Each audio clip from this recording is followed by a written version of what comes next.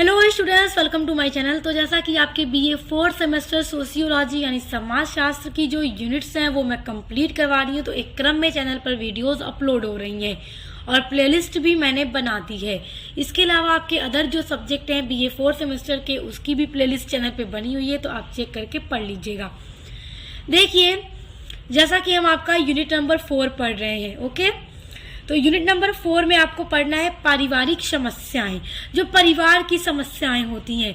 तो देखो, समाज के अंदर परिवार की भी बहुत सारी समस्याएं होती हैं, जिसमें जो पहली समस्या आपको पढ़नी है दहेज के बारे में। तो दहेज क्या है, दहेज के कारण क्या है, इन सभी चीज़ों को हमने बहुत डिटेल में पढ़ लिया है इसके पहले वाली वीडियो में। और आज की इस वीडियो में हम घरेलू हिंसा को पढ़ने वाले हैं। तो देखो, घरेलू हिंसा का क्या मतलब है, जो घरों के अंदर किया जाता है, घर की मतलब जैसे कि किसी को भी तकलीफ देना, वो क्या है वो आप अभी समझेंगे, ओके। हम समझते हैं घरेलू हिंसा क्या है। तो देखो, सामान्य अर्थों में हम समझें कि घरेलू हिंसा क्या है। तो घरेलू हिंसा एक सामाजिक मुद्दा है, क्योंकि हिंसा के कारण एक महिला जो है अपने नागरिक अधिकारों और इंसान होने के अधिकार से वंचित हो जाती है, सिर्फ इसलिए कि यह घर में है। इसे व्यक्तिगत मामला नहीं माना जा सकता। यह हिंसा घर में असमानता का प्रतीक है। यह हिंसा महिला की पहचान, प्रतिष्ठा, स्वतंत्रता, समानता, क्षमता, मर्यादा, सम्मान सभी को प्रभावित करता है।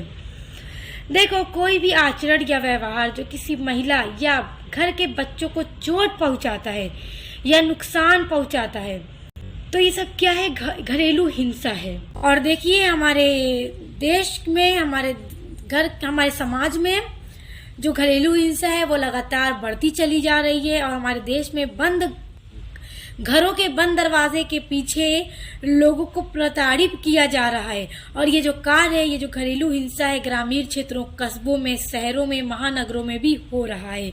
और जो घरेलू हिंसा है ये सभी सामाजिक वर्गों जैसे कि लिंग हो, आयु समूह, सभी को पार कर एक सीढ़ी से दूसरी सीढ़ी के लिए विरासत बनती चली जा रही है। तो आइए अब हम घरेलू हिंसा के बारे में समझने का पूरा प्रयास करते हैं, इसको और अच्छे से समझते हैं। चलिए, देखिए, किसी भी महिला या बच्चा जो 18 वर्ष की आयु पूरी नहीं किया हो, जो 18 वर्ष से कम का हो, जब किसी भी पारिवारिक या संबंधी द्वारा शारीरिक, मानसिक, शाब्दिक, लैंगिक व आर्थिक रूप से कष्ट या अपमान सहना पड़ता है उसको, तो वो घरेलू हिंसा कहते हैं। यानी घर के अंदर, अपने परिवार के अंदर, परिवार के सदस्यों के द्वारा। देखो, घरेलू हिंसा में बड़े बूढ़े बच्चे सब आते हैं यदि उनके साथ गलत हो रहा है, उनके साथ यदि अत्याचार हो रहा है, ठीक है। जैसे मान लो, बहुत सारे परिवारों में हम उदाहरण के द्वारा समझते हैं कि कुछ भी परेशानी आ जाए, मजबूरी आ जाए, तो बहुत छोटे बच्चों को ताना दे दिया जाता है, तुम्हारी वजह से ऐसा हो गया, ऐसा हो गया, उसको मार पीट दिया जाता है बिना वजह, बिना गलती के। तो एक तरह से घरेलू हिंसा ही है, क्योंकि बात कुछ और हो यदि, फिर भी उन्हें गुस्से में मार पीट दिया जाता है, डांट दिया जाता है, बोल दिया जाता है और बहुत ज्यादा कर दिया जाता है। तो क्या है कि वो क्या है, कष्ट में हो गया, उसे अपमान सहना पड़ा। तो ये एक तरह की घरेलू हिंसा है। आपस में हस्बैंड वाइफ में बहुत ज्यादा लड़ाई झगड़ा हो जाए और कुछ भी हो जाए, यदि हस्बैंड कह दे अपने वाइफ को तुम्हारी वजह से हुआ, बिना गलती के वो अपनी बीवी पे हाथ उठा दे, गाली गुलूज करे, वो भी एक तरह से घरेलू हिंसा है, ठीक है। तो देखो, घरेलू हिंसा किसी महिला के ससुराल में रहते समय हुए अन्याय ही नहीं है, बल्कि जब वह अपने माता पिता या भाई के साथ रहती है उस समय हुए अन्याय को भी कहते हैं।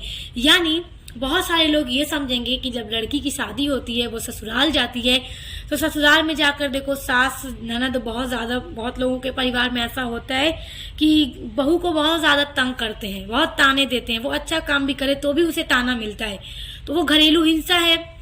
मतलब वो अच्छा व्यवहार भी करे सभी के साथ, पूरा काम भी करे, तब भी ससुराल में उसे ताना सुनने को मिलता है बहुत ज्यादा। तो ये एक हिंसा है, उसके साथ गलत हो रहा है, अन्याय हो रहा है।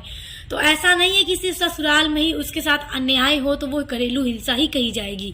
वो घरेलू हिंसा तो है ही, मगर जब अभी उसकी शादी नहीं हुई है, वो अपने परिवार में रह रही है, अपने सगे माता पिता के साथ रह रही है, अपने भाई बहन के साथ रह रही है, उस समय भी यदि उसके साथ कोई गलत काम हो रहा है, उसे डांट दिया जा रहा है, मार दिया जा रहा है बिना वजह, तो वो भी घरेलू हिंसा ही कही जाएगी।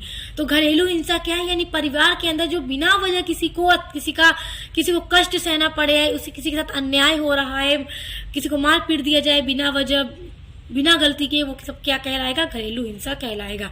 चाहे माता पिता के द्वारा किया जाए, सास ससुर के द्वारा किया जाए, भाई बहन के द्वारा किया जाए, हस्बैंड के द्वारा किया जाए, किसी के भी द्वारा किया जाए, वो क्या कहलाएगा, घरेलू हिंसा कहलाएगा। देखो वास्तव में घरेलू हिंसा एक ऐसी समस्या है जिसके कारण परिवार में स्त्रियों को सुरक्षा देने की जगह न केवल उसका तिरस्कार किया जाता है बल्कि अमानवीय ढंग से महिलाओं को अपमानित व शोषित भी किया जाता है।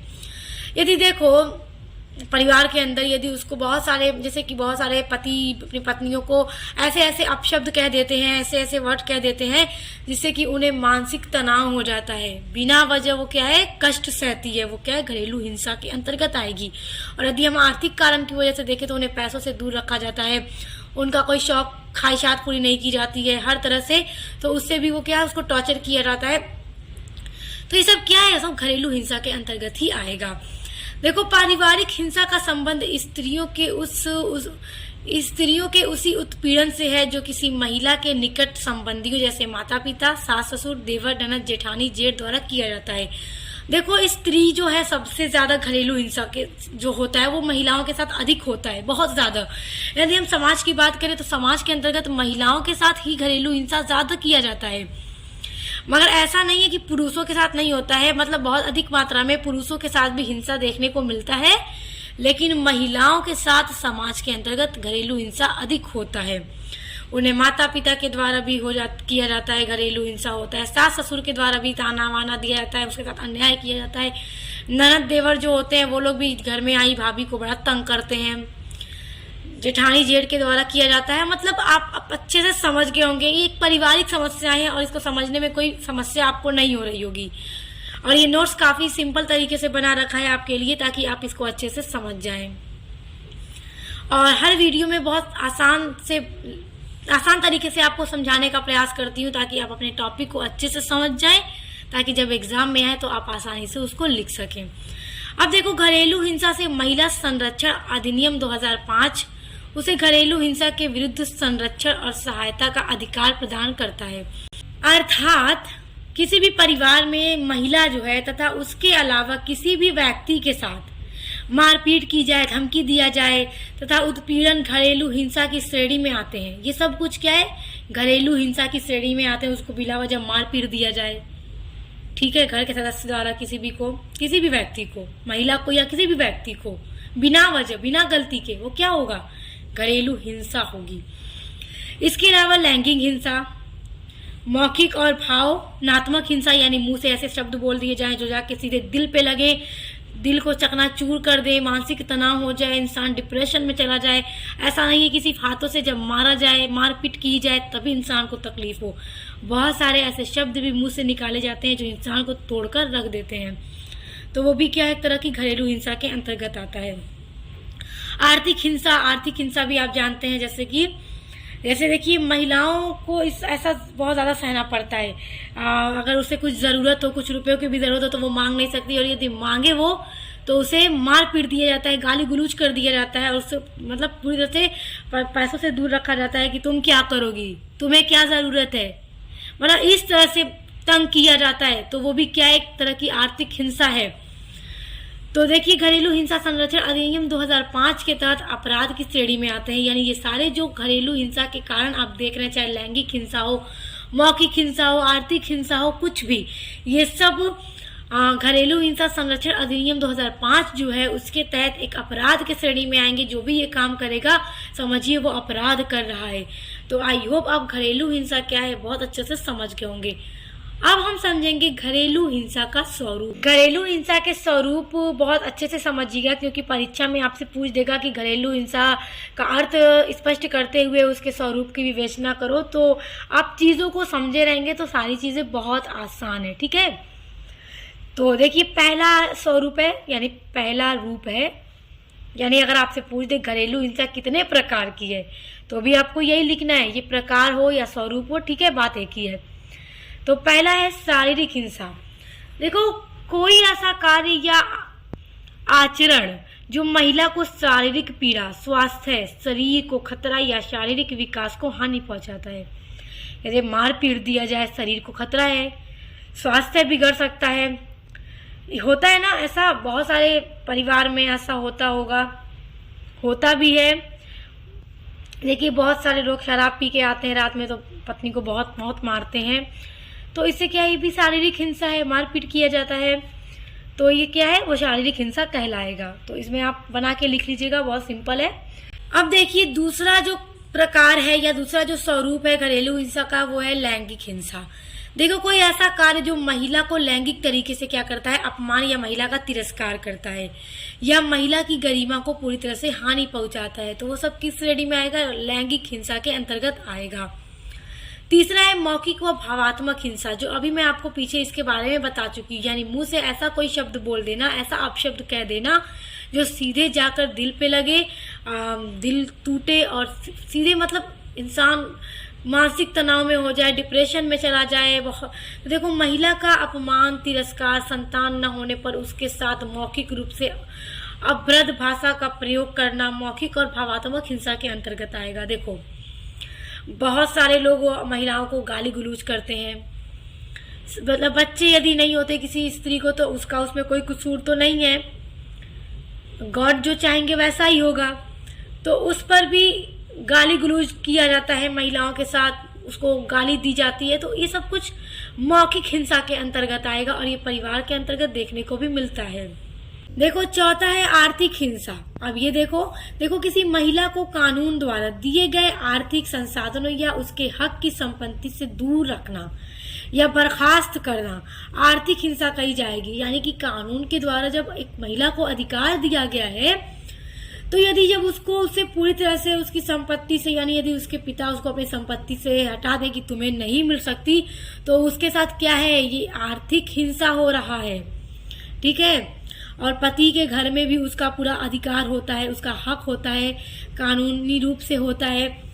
तो यदि उसके साथ मतलब अब गलत किया जाए, उससे हटा दिया जाए कि तुम्हें नहीं मिलेगा, चाहे कुछ हो जाए तुम्हारा नहीं है, तो ये एक आर्थिक हिंसा के अंतर्गत आएगा।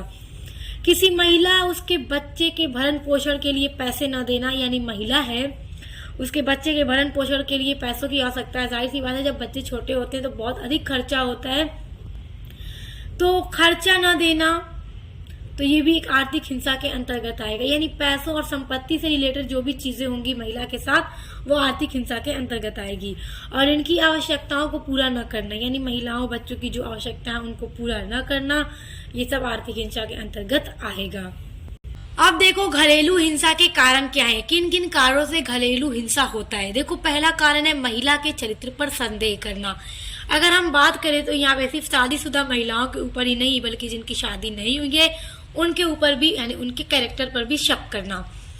जैसे देखिए लड़कियां पढ़ने जाती हैं कॉलेज में, स्कूल में, तो बहुत सारे फैमिली के लोग इतने थोड़ा रूड होते हैं, मतलब चाहेंगे नहीं कि जाए, मतलब एकदम एक एक पल की खबर रखेंगे, कहाँ जाती है, किससे मिलती है, कितने दोस्त है, कहाँ कहाँ घर है, सारी चीजों पे, मतलब ताकि ये पता चल जाए कि कब कहाँ जाती है, किससे मिलती है। मतलब और बहुत शादीशुदा मतलब जीवन में भी ऐसा देखने को मिलता है कि महिलाओं के चरित्र पर शक किया जाता है। यदि वो कहीं चली जाए तो उससे पूरी डिटेल पूछी जाती है, कहाँ गई थी, कब गई थी, किससे मिली, ये वो। तो ये क्या है कि महिला के चरित्र पर, उसके कैरेक्टर पे जब शक किया जाता है, तो ये भी एक घरेलू हिंसा का कारण है। क्योंकि देखो सबका अपना जीवन होता है, ठीक है, सबको अपना अधिकार है समाज में जीने का।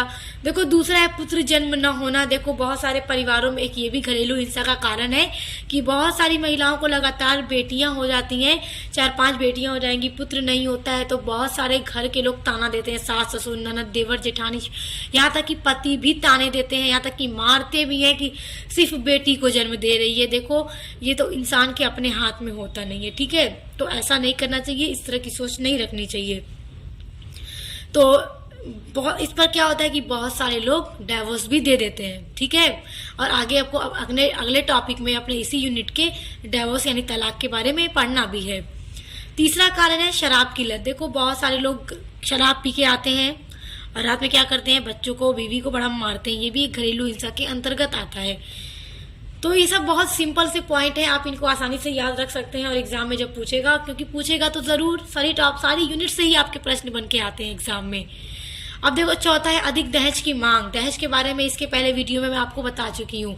देखो जब अधिक दहेज मांगते हैं लड़के के घर वाले और लड़की के घर वाले यदि गरीब हैं, उतना दहेज नहीं दे पाते हैं, तो लड़की जब शादी करके ससुराल जाती है तो उसकी सास ससुर ननद यानी पूरे ससुराल के लोगों के द्वारा, यहाँ तक कि उसके पति के द्वारा भी उसके साथ बड़ा गलत व्यवहार किया जाता है, ताने दिए जाते हैं, यहाँ तक कि मारा भी जाता है। तो ये भी एक घरेलू हिंसा का कारण है। पांचवा है महिला को स्वावलंबी बनने से रोकना। देखो बहुत सारी महिलाएं हैं जो कुछ पढ़कर कुछ करना चाहती हैं, टीचिंग करना चाहती हैं, जॉब करना चाहती हैं, तो उन्हें इससे रोका जाता है कि तुम घर में रहो, खाना पकाओ, घर संभालो, इससे ज्यादा तुम्हारा समाज के अंदर कोई काम है ही नहीं। ठीक है, शादी करो, ससुराल जाओ, घर संभालो, बच्चे पैदा करो, पालन पोषण करो।